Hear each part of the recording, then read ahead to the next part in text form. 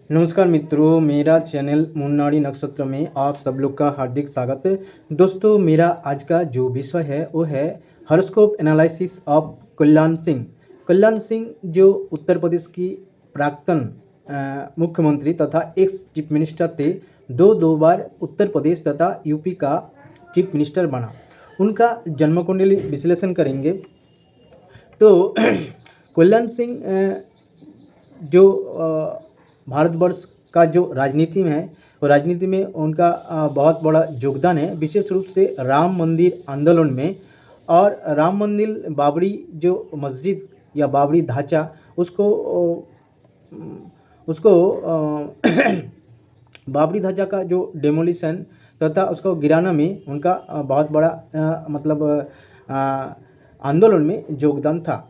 और उनका समय से बाबरी मस्जिद तथा का जो विरुद्ध जनमत हिंदू जनमत बन पाया। और उसके समय से राम मंदिर आंदोलन बहुत ही तीव्र आकार धारण किया था। तो उनका जन्म कुंडली देखेंगे, उससे देखिए उनका डेट ऑफ बर्थ क्या है, 5 जनवरी 1932। और टाइम ऑफ बर्थ है 12 PM दोपहर 12 बजे। और प्लेस ऑफ बर्थ है अलीगढ़ उत्तर प्रदेश। उनका जो जन्म हुआ था कृष्ण त्रयोदशी तिथि में और मंगलवार को जन्म हुआ था। गंड योग एवं गढ़करण और दशा अंतर्दशा विंशोत्तरी दशा अंतर्दशा के हिसाब से शनि की दशा एवं गुरु की अंतर्दशा में उनका जन्म हुआ। तो देखें पहले उनका जो नेटल चार्ट अर्थात जो D1 चार्ट लग्न चार्ट है। तो लग्न चार्ट में देखेंगे क्या, लग्न जो है मीन लग्न और मीन लग्नों में राहु बैठा है। और लग्न की पंचम भाव कर्क राशि में गुरु उच्च होकर बैठा है। और सप्तम भाव में केतु बैठा है। और नवम भाव जो वृश्चिक राशि है, वृश्चिक राशि में चंद्रमा नीच होकर बैठा है। और चंद्रमा के साथ बुध भी नवम भाव वृश्चिक राशि में बैठा है। दसम भाव में 2 ग्रह सूर्य एवं मंगल बैठा है। और 11 भाव जो मकर राशि है, मकर राशि में शुक्र एवं शनि 2 ग्रह बैठा है। तो देखिए उनका कल्याण सिंह का जन्म कुंडली विश्लेषण करेंगे। तो उनका देखते हैं उनके जन्म कुंडली में क्या क्या योग है और क्या योग है जिसके कारण उन्होंने राजनीति में गया। और भारत जो राष्ट्रीय स्वयं सेवक संघ का आजीवन सदस्य तथा मेंबर रहा, उसके बारे में देखेंगे क्या कारण है। तो देखिए मीन लग्न और लग्न में राहु बैठा है। तो देखिए मीन लग्न तथा लग्न में राहु बैठा है। कोई भी व्यक्ति का लग्न में अगर राहु बैठता है तो बंगाली में ऐसे एक कहावत है, लगने जार गला काटा संगे चले शतक बेटा। इसका मतलब है जिसका गला काटा अर्थात स्कंध काटा जो राहु, क्योंकि राहु का गला कट गया था तो इसलिए राहु को गला कटा कहा जाता है। तो कोई भी व्यक्ति का जन्म कुंडली में अगर लग्न में राहु बैठता है तो उसको इतना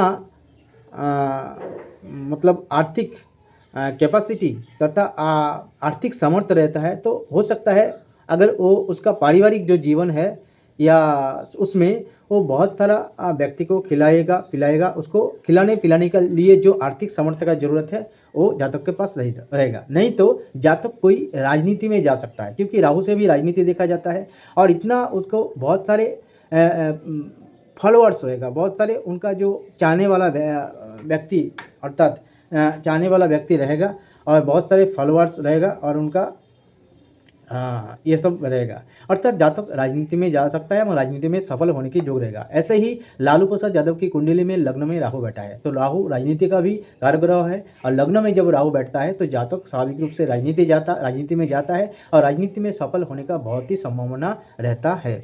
और देखिए पंचम भाव में गुरु उच्च होकर बैठा है। मीन लग्न की लग्नेश या लग्नपति गुरु पंचम भाव कर्क राशि में उच्च होकर बैठता है।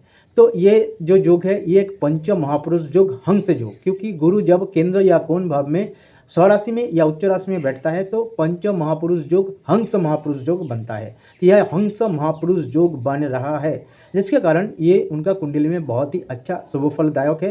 एवं पंचम भाव से धर्म या पूजा पाठ भी देखा जाता है। और पंचम भाव से मति बुद्धि अर्थात मेंटेलिटी मानसिकता ये सब देखा जाता है। तो स्वाभाविक रूप से पंचम भाव में जब गुरु बैठता है तो उच्च का गुरु, पंचम भाव कर्क राशि में बैठा हुआ गुरु तथा उच्च का गुरु लग्न को नवम दृष्टि से देखता है, अर्थात लग्न बहुत बलवान हो जाता है। अर्थात कोई भी व्यक्ति का लग्न भाव में, ये पंचम भाव में अगर गुरु बैठता है, विशेष रूप से उच्च होकर बैठता है, तो पंच महापुरुष योग का एक योग हंस महापुरुष योग भी बनता है और लग्न के ऊपर दृष्टि होने की वजह से लग्न बहुत बलवान होता है। वो जातक की जीवन में बहुत ही शुभ फलदायक होता है। एवं पंचम भाव से मेंटेलिटी, मति या बुद्धि देखा जाता है। तो गुरु जो स्वाभाविक नैसर्गिक शुभ ग्रह है, अर्थात नेचुरल बेनिफिक है, एवं धर्म का भी कारक ग्रह है, जिसके कारण कल्याण सिंह बहुत ही धार्मिक व्यक्ति थे। विशेष रूप से अपने सनातन धर्म के प्रति उनका बहुत ही श्रद्धा भक्ति थे एवं राम के प्रति बहुत ही श्रद्धा भक्ति थे, जिसके कारण उन्होंने रामायण जो राम मंदिर निर्माण आंदोलन में उनका बहुत बड़ा योगदान रहा और एक हिंदू जातीयतावाद तथा हिंदू नेशनलिज्म का आइकन हिसाब से माना जाता था। और दूसरा चीज़ ये है, जो पंचम भाव में गुरु उसको सुबुद्धि अर्थात शुभ बुद्धि दिलाया, क्योंकि जब राम मंदिर आंदोलन हुआ था तब कल्याण सिंह उत्तर प्रदेश का चीफ मिनिस्टर थे, लेकिन उन्होंने राम मंदिर आंदोलन का जो कर सेवक तथा राम मंदिर आंदोलनकारी जो हिंदू जो दल है अर्थात यंग थे, उसके ऊपर कोई लाठीचार्ज नहीं की, कोई गोली भी नहीं चलाया। उन्होंने उसके समय में बाबरी जो मस्जिद है उसको गिराया गया, बाबरी मस्जिद या बाबरी ढांचा को गिराया गया। तो इसलिए उनको अंदर शुभ बुद्धि या सुबुद्धि हुआ, क्योंकि अपने धर्म सनातन धर्म के प्रति उनका बहुत ही आस्था एवं इस सनातन जो सशक्त सनातन धर्म है इसको बचाने के लिए एवं हिंदू जो एक्टिविटीज़ थे उसके ऊपर उन्होंने कोई खराब तथा एक्शन नहीं लिया और उसके ऊपर लाठीचार्ज भी नहीं किया, कोई गोली भी नहीं चलाया, अर्थात सुबुद्धि दिलाया, शुभ बुद्धि दिलाया। ये है पंचम भाव में बैठा हुआ गुरु। पंचम भाव से मति या बुद्धि या मानसिकता देखा जाता है, जिसके कारण उसको शुभ बुद्धि शुभ मानसिकता दिया। और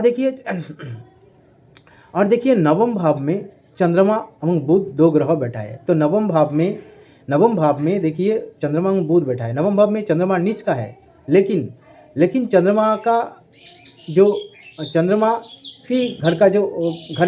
की घर तथा कर्क राशि में गुरु बैठा है, जो नीच भंग राजयोग बना रहा है। देखिए पंचमेश चंद्रमा नवम भाव में नीच का है, लेकिन चंद्रमा की घर गुरु में बैठने की वजह से यह नीच भंग राजयोग जो बहुत बड़ा राजयोग बना रहा है, जिसके कारण उन्होंने दो बार चीफ मिनिस्टर एवं मेंबर ऑफ पार्लियामेंट भी बना था। और जनता उनके प्रति बहुत ही श्रद्धाशील है और उनके चाहने वाला व्यक्ति का कोई अभाव नहीं है और बहुत सारे फॉलोअर्स है और बहुत ही हिंदू आइकन, हिंदू नेशनलिज्म तथा हिंदू जातीयवाद का आइकन हिसाब से माना जाता है।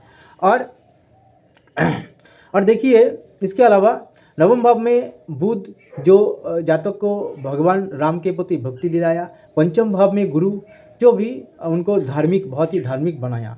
तो ये सब के कारण इतना कल्याण सिंह बहुत बड़ा धार्मिक थे और सनातन धर्म के प्रति श्रद्धाशील तथा श्रद्धावान थे।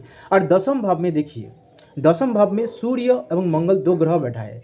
तो दसम भाव में सूर्य और मंगल दो ग्रह, सूर्य भी दिग्बल प्राप्त होता है और मंगल भी दिग्बल प्राप्त होता है दसम भाव में। तो इसलिए दसम भाव में सूर्य और मंगल दो ग्रह दिग्बल प्राप्त तथा डायरेक्शनल स्ट्रेंथ प्राप्त हो रहे हैं, जिसके कारण दसम भाव से राजनीति देखा जाता है, दसम से करियर देखा जाता है, दसम से प्रोफेसर देखा जाता है, दसम से मान सम्मान देखा जाता है और दसम से जो राजनीति भी देखा जाता है। तो इसलिए राजनीति की जगत में क्योंकि सूर्य भी राजनीति का कारक ग्रह है और मंगल भी अच्छा फल देता है दसम भाव में दिग्बल प्राप्त होने के कारण, इसलिए राजनीति में उनको बहुत सारा सफल मिला एवं जो अपना कैरियर तथा प्रोफेशनल लाइफ है तथा जो उनका जो मान मर्यादा और मान सम्मान भी बहुत खूब मिला है उनको। और देखिए 11 भाव में शुक्र शनि दो ग्रह बैठा है और 11 भाव मकर राशि में जो भी अच्छा फल दे रहा है, क्योंकि शनि एवं शुक्र दोनों के ऊपर गुरु की दृष्टि है। तो ऐसे भी है क्योंकि गुरु शुक्र शनि ऐसे ये जो वाला जो योग है ये भी एक भेरी योग अर्थात भेरी जो शुभ योग है, भेरी योग तथा दुंदुभी योग भी बना रहा है, क्योंकि लग्नेश के केंद्र में शुक्र बैठा है और लग्नेश गुरु है और लग्नेश के केंद्र में शुक्र बैठा है। इसके अलावा और भी उनका जो नवांश कुंडली देखा जाए तो नवांश कुंडली देखिए मकर लग्न है नवांश कुंडली में, और लग्न के तृतीय भाव अर्थात मीन राशि में केतु बुध एवं गुरु बैठा है, और सप्तम भाव कर्क राशि में शुक्र बैठा है, और नवम भाव में राहु बैठा है, दसम भाव में सूर्य नीच होकर बैठा है, 11 भाव में चंद्रमा नीच होकर बैठा है, द्वादश भाव में मंगल बैठा है। तो देखिए यह अर्थात उनका कुंडली में चंद्रमा वर्गोत्तम है, मंगल वर्गोत्तम है एवं शनि ग्रह वर्गोत्तम है। 3 ग्रह वर्गोत्तम होता है। कोई भी व्यक्ति का अगर 3 ग्रह वर्गोत्तम होता है तो जातक के लिए बहुत ही शुभ फल देता है एवं जातक को बहुत ऊंचाई तक ले जाता है, जातक को बहुत ही मान सम्मान मिलता है और जातक के बहुत ही लिए शुभ फल देता है। ये इसके अलावा देखिए शनि की दशा विंशोत्तरी, शनि की दशा और गुरु की अंतर्दशा में जन्म लिया। तो शनि भी देखिए, शनि एक तो शनि वर्गोत्तम है, तो कोई भी व्यक्ति जब वर्गोत्तम ग्रह की दशा में जन्म लेता है तो दशा या अंतर्दशा में जन्म लेता है, बहुत ही शुभ फल देता है जातक के लिए। और दूसरा चीज़ ये है एवं गुरु की अंतर्दशा में, गुरु भी लग्नेश भी है एवं दशमेश भी है, ठीक है, एवं उच्च होकर बैठा है पंचम भाव में। अर्थात यह देखिए एक वर्गोत्तम ग्रह की दशा में और दूसरा उच्च ग्रह की अंतर्दशा में उनका जन्म हुआ, जिसके कारण उनको अच्छा या शुभ फल मिला एवं उत्तर प्रदेश के दो उत्तर प्रदेश के 2 बार चीफ मिनिस्टर तथा सीएम बना एवं मेंबर ऑफ पार्लियामेंट भी बना। तो देखिए उनका और भी क्या है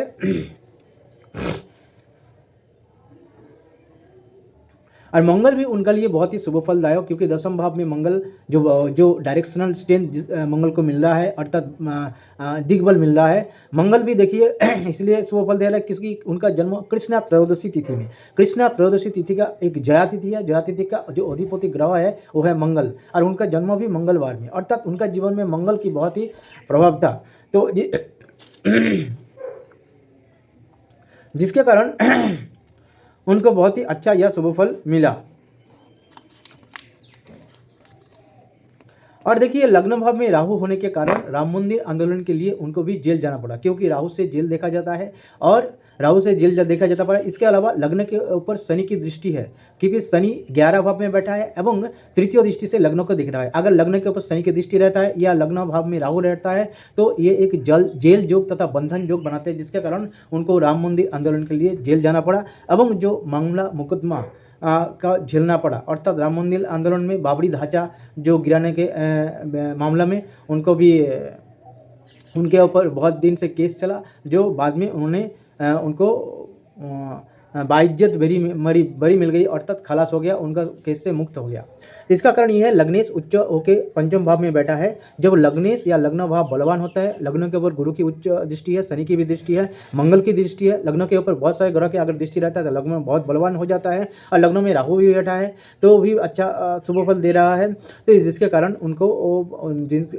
उनके ऊपर कोई जो मतलब ब्लेम तो वो सिद्ध नहीं हो पाया एवं बाइज्जत बरी तथा उनको मुक्ति भी मिल गया।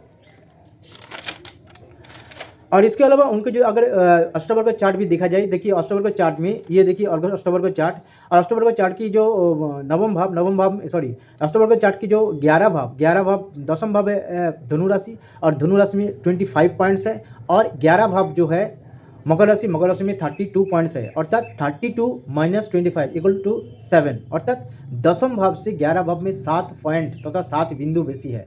तो जो भी व्यक्ति का दसम भाव से 11 भाव में ज़्यादा पॉइंट रहेगा, विशेष रूप से बहुत ज़्यादा पॉइंट, 1-2 पॉइंट ज़्यादा नहीं, 3-4 5 से ज़्यादा 5, 6, 7 या उससे भी ज़्यादा पॉइंट रहता है तो जातक के अपने जीवन में या कैरियर में या प्रोफेशन में और अपने कर्म जीवन में बहुत ही सफल होता है, जिसके कारण वो कल्याण सिंह एक सफल राजनीतिविद के तौर पे देखा जाता है एवं उन्होंने बहुत ही सफल व्यक्ति था। तो इसके अलावा उनको बहुत ही मान सम्मान मिला, क्योंकि लग्नेश गुरु पंचम भाव में उच्च होकर बैठा है, और दसम भाव में सूर्य मंगल 2 ग्रह दिग्बल प्राप्त हो रहा है, दसम से भी मान सम्मान देखा जाता है, और जनता का भी प्यार रहा, क्योंकि शनि भी बलवान है, क्योंकि शनि 11 भाव में अपनी ही राशि में बैठा है एवं शनि वर्गोत्तम भी है, और चंद्रमा से भी जनता देखा जाता है, क्योंकि चंद्रमा कालपुरुष राशि चक्र का चतुर्थ भाव से भी जनता देखा जाता है। तो चतुर्थ भाव में देखिए कालपुरुष राशि चक्र का चतुर्थ भाव में गुरु उच्च होकर बैठा है, अर्थात कर्क राशि में, और इसके अलावा कर्क राशि का अधिपति चंद्रमा नवम भाव में बैठा है एवं नीच होकर भी नीच भंग और राजयोग बना रहा है। इसके अलावा चंद्रमा वर्गोत्तम भी है।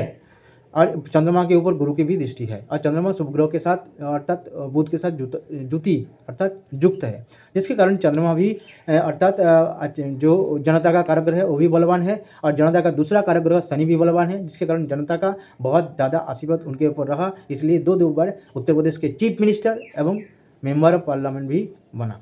तो दोस्तों मेरा ये छोटा सा प्रयास था कल्याण सिंह का हॉरोस्कोप का कुंडली और तथा जन्म कुंडली विश्लेषण किया। मेरा ये छोटा सा प्रयास अगर आप लोग को अच्छा लगा, आप लोग लाइक कीजिए, शेयर कीजिए और मेरा ये छोटा सा चैनल है मुन्नाडी नक्षत्र, इस चैनल को अवश्य सब्सक्राइब कीजिए। नमस्कार।